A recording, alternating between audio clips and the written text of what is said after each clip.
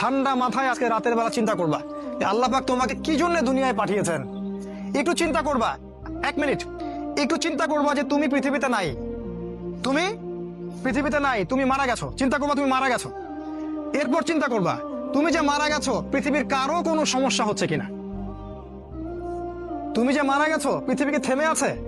তোমার পরিবার থেমে থাকবে? তোমার শিক্ষা, তোমার বন্ধু বান্ধব, তোমার আত্মীয় স্বজন কেউ থেমে থাকবে? কেউ থেমে থাকবে না। তুমি পৃথিবীতে থাকো বা না থাকো কারো কিছু আসে যাবে না। আল্লাহ পাক তোমাকে যে পৃথিবীতে রেখেছেন একটা সুযোগ খালি দিয়েছেন, যেটা তুমি আল্লাহর দ্বীনের জন্য কিছু করতে পারো। এটাই আল্লাহ তোমার কাছে চান, আর কিচ্ছু চান না। আর কিচ্ছু আল্লাহ তোমার কাছে চান না। আল্লাহ চান তুমি একজন ভালো মানুষ হও, ভালো মুসলিম হও এবং দ্বীনের জন্য কিছু খেদমত করে পৃথিবী থেকে বিদায় নাও। এই দিন তুমি ছাড়াও বিজয়ী হবে ইনশাআল্লাহ। তুমি থাকো বা না থাকো এই দিন কিন্তু বিজয়ী হবেই। হয় তোমাকে নিয়ে হবে অথবা তোমাকে ছাড়াই হবে। জীবনের উদ্দেশ্য ফিক্স করো। জীবনের উদ্দেশ্য একটাই, জান্নাত। জান্নাত পাওয়ার জন্য যা করা দরকার তাই করতে হবে। কোরআন হাদিস মেনে চলা থেকে শুরু করে আমল করা, আদব আখলাক সবকিছু এর মধ্যে চলে আসবে ইনশাআল্লাহ। আল্লাহ পাক তোমাকে পথ দেখাবেন। আগে তুমি জীবনের উদ্দেশ্য ফিক্স করো। একটা কথা বলি, সবাই তোমাদেরকে বলবে জীবনে সফল হতে হবে। অনেক কথা আমি বলছি আমার ব্যক্তিগত অভিজ্ঞতা থেকেই বলছি। আল্লাহ পাক আলহামদুলিল্লাহ ফার্স্ট সেকেন্ড ছাড়া রেজাল্ট আমাদের হতো না। যখন থেকে আমরা বুঝতে পেরেছি যে ট্র্যাকে আমরা যাচ্ছি সে ট্র্যাকটা ভুল, সে ট্র্যাকটা ভুল, এই বুঝটা যখন থেকে আসছে আমাদের মধ্যে, আমরা চেষ্টা করছি অন্যদেরকে আমাদের শিক্ষা দিয়ে সচেতন করার জন্য। আমরাও ভুল করেছি, ভুলের উপর ভুল করেছি। আল্লাহ পাক যেন মাফ করেন, আল্লাহুম্মা আমিন। সাফল্যের সংজ্ঞা শেখানো হতো আমাদেরকে পরিবার থেকে। সফল হতে হবে বাবা, নিজের পায়ে দাঁড়াতে হবে, বাবাকে দেখতে হবে, মাকে দেখতে হবে, অমুক তমুক ইত্যাদি ইত্যাদি। বিয়ে করবি কি নিয়ে, তোর তো কিছুই নাই। বলে না কথাগুলো আপনাদেরকে? চাকরি বাকরি করতে হবে, প্রতিষ্ঠিত হতে হবে। শোনো, সাফল্যের একটা সংজ্ঞা দিয়েছেন আল্লাহ কোরআনে, একটাই সংজ্ঞা, সূরা আল ইমরানের মধ্যে আছে।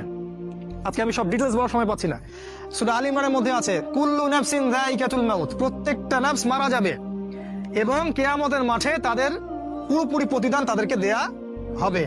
এখানে আল্লাহ সাফল্যের সংজ্ঞা দিয়েছেন, ফামান যুহজিহা আনিন নার ওয়া উদখিলাল জান্নাহ ফাকাদ ফাজ। ওই দিন কিয়ামতের মাঠে যাকে জাহান্নাম থেকে বাঁচানো হবে আর জান্নাতে প্রবেশ করানো হবে, ফাকাদ ফাজা, এই ব্যক্তি হচ্ছে সফল। সাফল্যের সংজ্ঞা কোথায় পাইলেন? যদি আমরা জাহান্নাম থেকে বাঁচতে পারি প্রত্যেক ব্যক্তি এবং জান্নাতে যেতে পারি, সেই সফল। এছাড়া কেউই সফল না, এই পৃথিবীর কেউই সফল না। কেউ না, সে যত বড় রাষ্ট্রনেতা হোক, পণ্ডিত হোক, বিজ্ঞ হোক, পণ্ডিত কে হয় হোক, যার দাপটে সারা বিশ্ব কাঁপে, এও সফল না যদি না সে জান্নাতে যেতে পারে। কিন্তু একজন এই ভ্যান চালক, এক রিক্সা চালক, এক আমার ওই গরিব চাচা, ওই কৃষক, সে যদি হিসাব দিয়ে জান্নাতে যেতে পারে, সে সফল। তিনি সফল, তিনি আল্লাহর কাছে পছন্দের বান্দা। অতএব জীবনের উদ্দেশ্যটাকে ঠিক করে ফেলো, এটা প্রথম কাজ। দ্বিতীয় কাজ, তোমাকে জ্ঞান অর্জন করতে হবে। দ্বিতীয় কাজ, কিসের জ্ঞান অর্জন করবে? যে জ্ঞান তোমাকে আল্লাহর দিকে নিয়ে আসবে সেই জ্ঞান অর্জন করতে হবে। কোন কোন সাবজেক্ট পড়তে হবে তোমাকে প্রথমত কোরআন পড়তে হবে, তেলাওয়াত করা শিখবে, অর্থ জানবে, আরবি ভাষা শেখার চেষ্টা করো, কোরআনের আদেশ মানো, নিষেধগুলো ছেড়ে দাও এবং কোরআনের দাওয়াত মানুষের কাছে পৌঁছে দাও। কোরআনের দাওয়াত মানুষের কাছে পৌঁছে দাও এবং কোরআনের বিধান বাস্তবায়নের জন্য আল্লাহর পথে চেষ্টা করো। আর কি সাবজেক্ট পড়তে হবে? তোমাকে হাদিস পড়তে হবে, রাসূলের হাদিস, অসংখ্য হাদিস, এগুলো পড়তে হবে তোমাকে। আর কি পড়বে? ইসলামের ইতিহাস তোমাকে পড়তে হবে। ইসলামের ইতিহাস জানবে না তাহলে হীনমন্য জাতি হবে।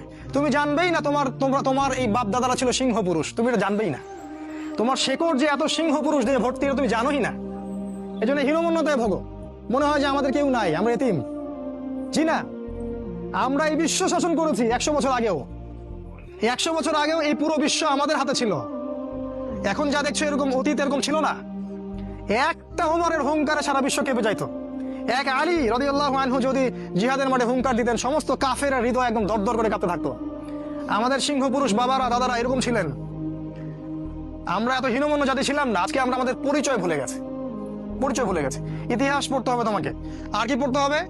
ইসলামের অর্থনীতি পড়বে। অর্থনীতি জানো না, তুমি হালাল হারাম বুঝতে পারবে না।